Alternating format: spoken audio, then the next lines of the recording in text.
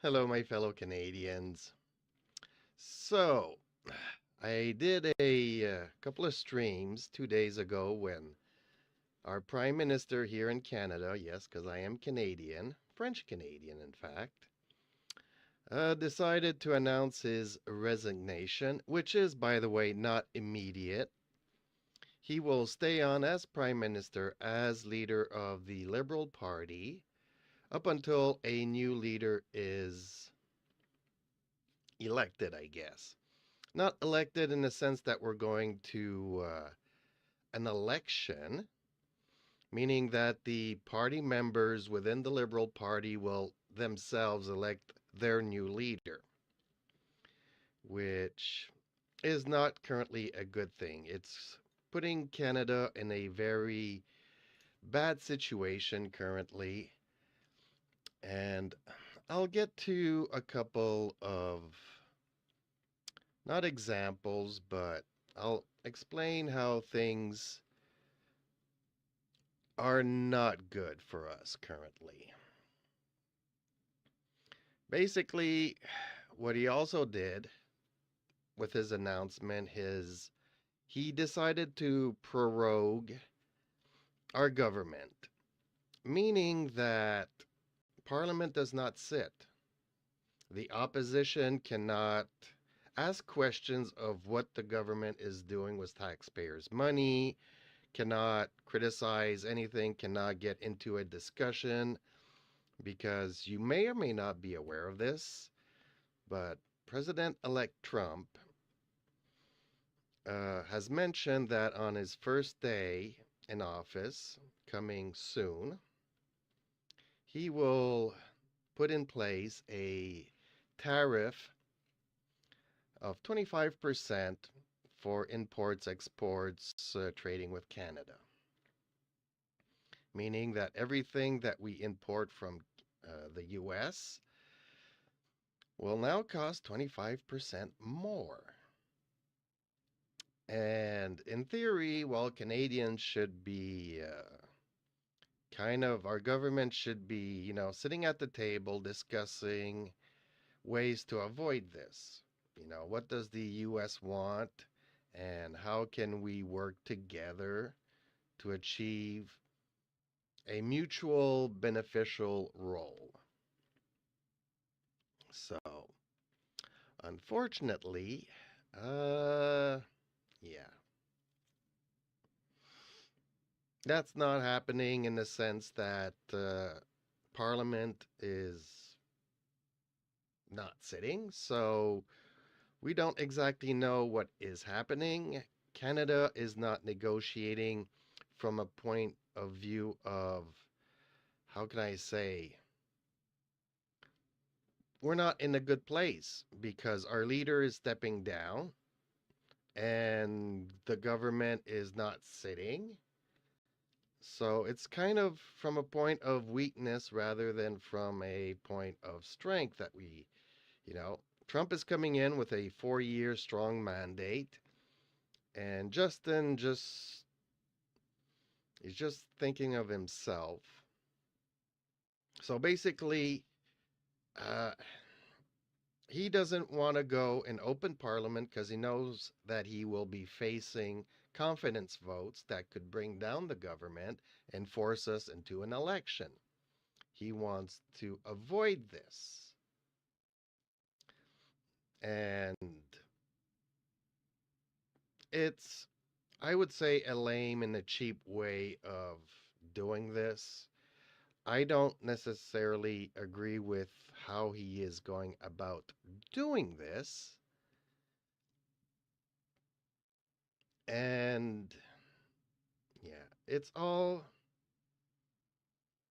foobar because in theory, he's not allowed to do it if it's to put his party's agenda before the taxpayers and,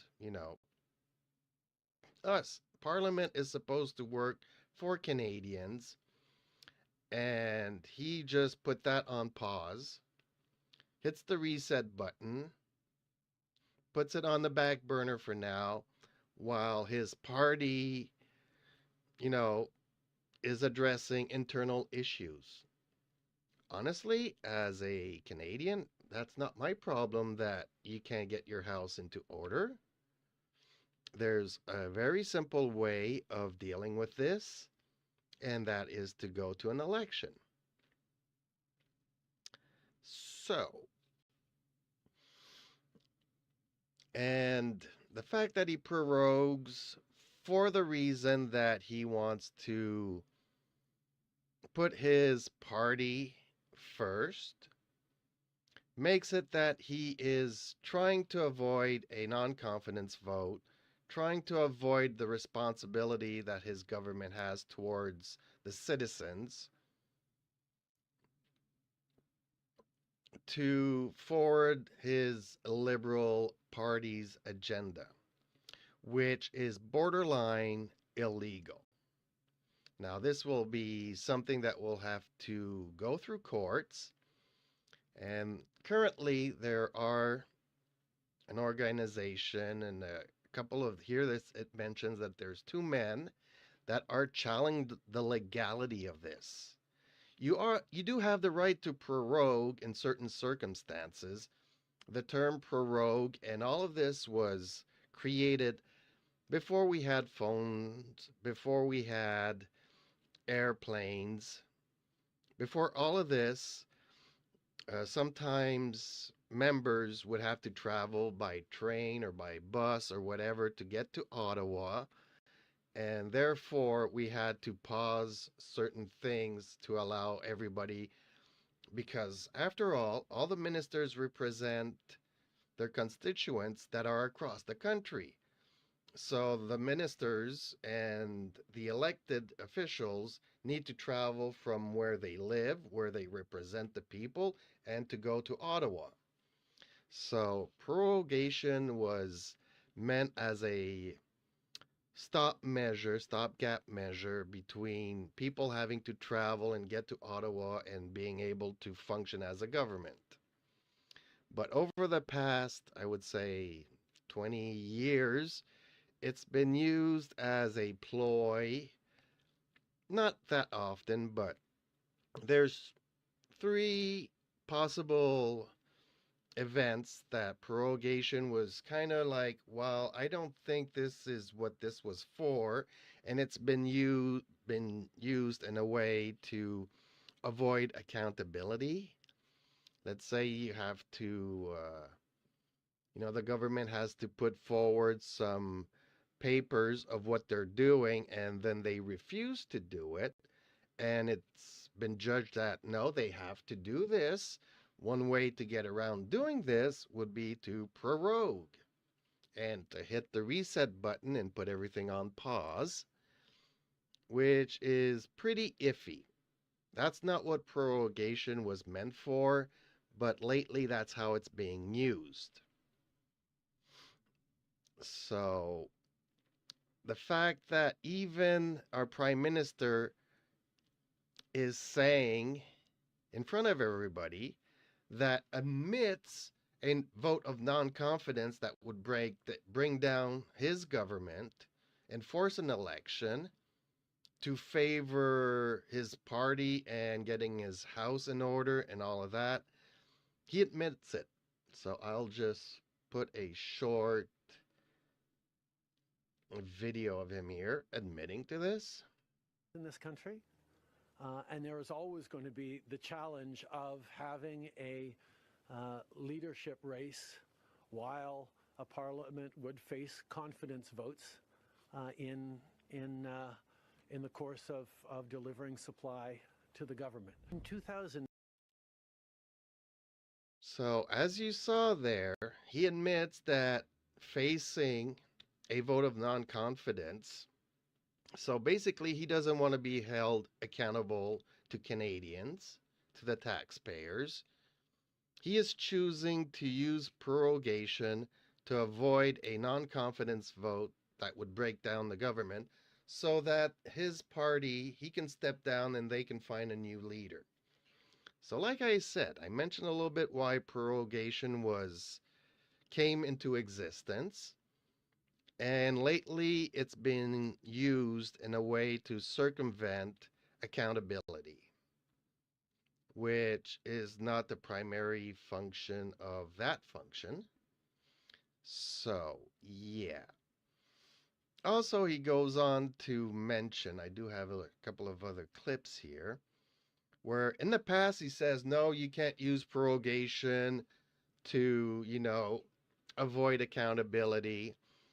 And then he says later on, well, we prorogue, but we're coming back when we were supposed to come back anyways.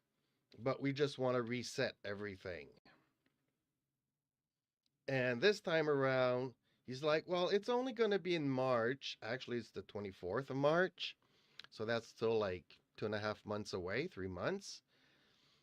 And the way that the Canadian politics work here, by March 31st, you have to pass kind of a mini budget or a budget or something to allow money to flow to the government and for it to be able to function. After prorogation, also, you need a speech from the throne that is, by default, a vote of confidence. So, in theory, when we do come back, there should be a vote at that point, which would make it possible to bring down the government. But, again, and I don't think this is a giant leap of fantasy, I think that if they haven't found a leader yet, if they're just coming in to pass a certain budget to allow government to function, to have the funds to be able to function, and then turn around immediately and then ask for another prorogation, bypassing the throne speech and bypassing a vote of confidence. And yeah, so that's also something that could happen. But I'll put up another video here. Well, it's the same video. It's just that I cut certain things and put them back together here. So I'll let this video play out, where he mentions that in the past he was against it. Then what he did was okay-ish because of this. And now he's doing the exact same thing that he used to say was not right. So it's not right when other people do it, but it's okay if he does it because he thinks he is God's gift to Canadians. So let's play this here. 8, the Governor General correctly concluded that because the very last times in the previous weeks that the confidence of the House had been tested, it had passed that confidence test, Stephen Harper continued to have the confidence of the House. And it actually would bear out because as soon as they came back from the prorogation, Stephen Harper won a confidence vote once again. So a political document or political speeches doesn't carry the kind of weight that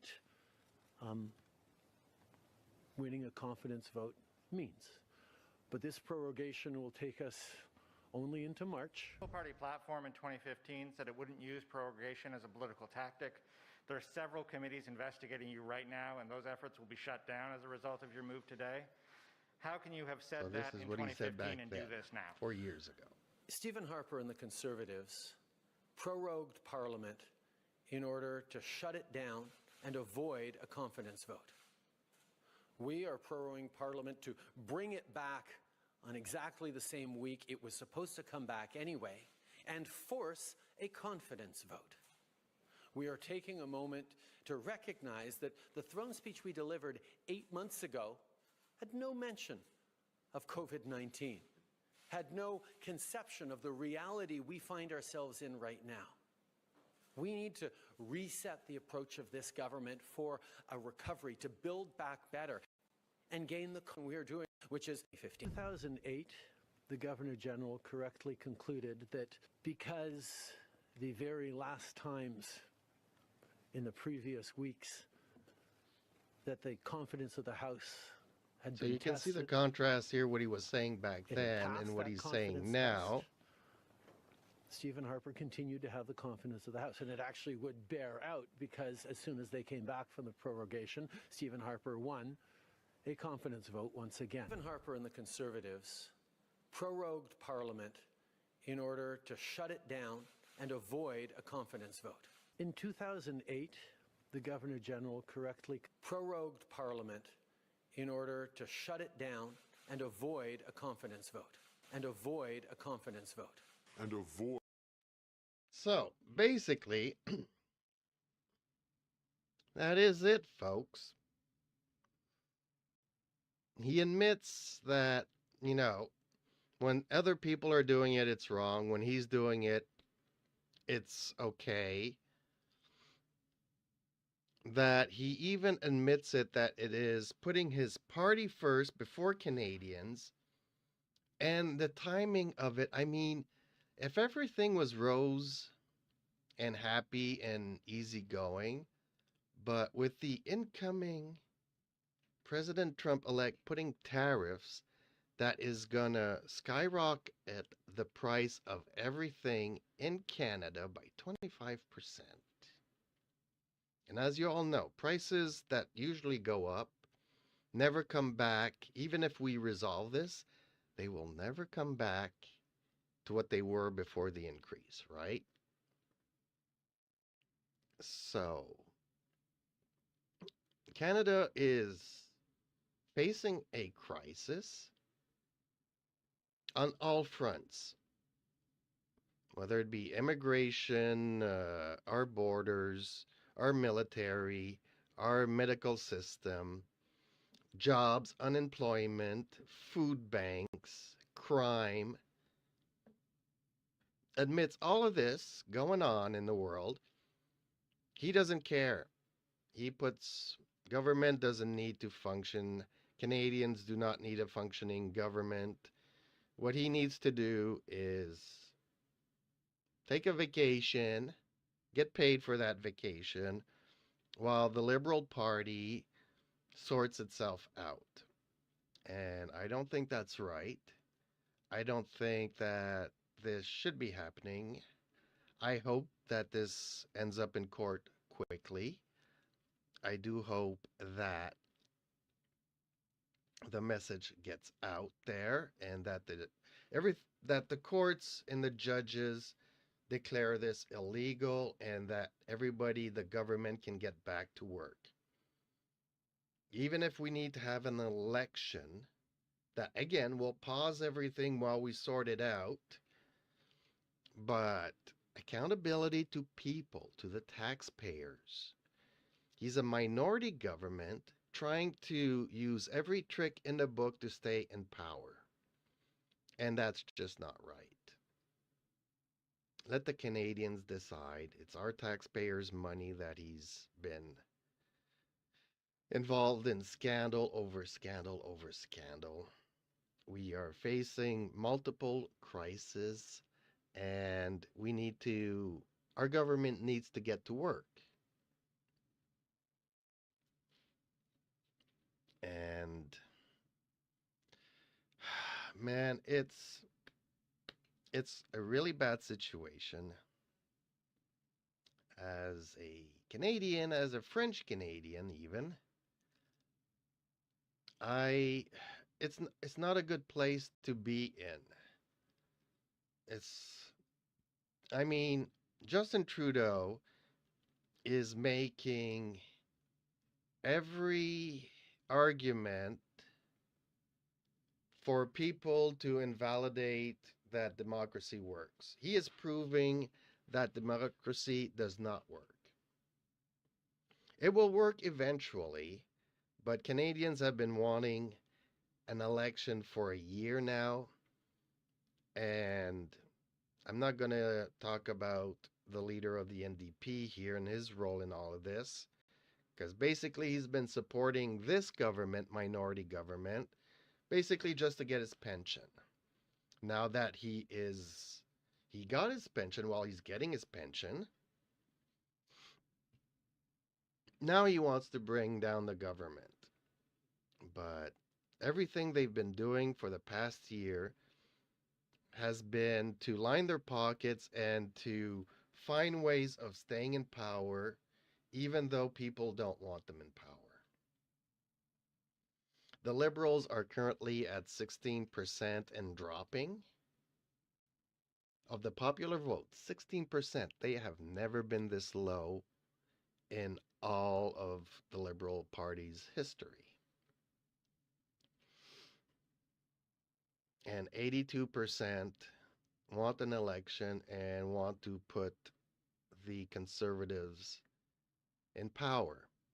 Not because necessarily you prefer a Conservative Party, but currently the Conservative Party has the, I would say, common sense approach to balancing books. I'm not saying they're accountants, but they are putting the budget first. If we have money to spend, we'll spend it. If we don't have to, we will need to find ways to save money. People are afraid of cuts. I just think that our current government is pouring money instead of putting it in the military, instead of putting it in Medicare, instead of putting it in law enforcement, instead of building more jails and more prisons.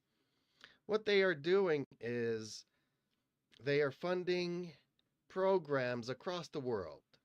One of these programs is transgender in the military in Africa, in certain African countries. I mean, really, why does Canada need to put millions and billions of dollars to know how a transgender feels being in the military of, let's say, Congo? It's maybe not that. It's just an example I'm taking out of here. Don't take my word for it. But this is where we are putting money. This is where Canada is spending money. So even though people are afraid that the Conservatives will cut pensions and all that, which they won't do, in fact, they might actually have to boost them to help throughout this hard economic times, but they will be cutting programs that make no sense. Putting tampons in men's bathrooms is a waste of money. It's a waste of a study. It's a waste of a committee. That's where they will be cutting, trying to balance the books. If the Liberals can find somebody to bring them back to the center, because they are so far left, it's not even funny. But if the Liberal Party could come back to the center and find some people that can balance books, then people would be voting for Liberals again. So people are not necessarily voting Conservative because that's their party. It's just, I wouldn't even say it's the lesser of two evils, because Pierre Poilievre and the Conservative parties do have their head on their shoulders currently. They have been criticizing, looking, and they don't only criticize the government in committee, they're asking them, well, should it be better if we did this instead of this? And the government doubles down on why it's important to put tampons in men's bathrooms.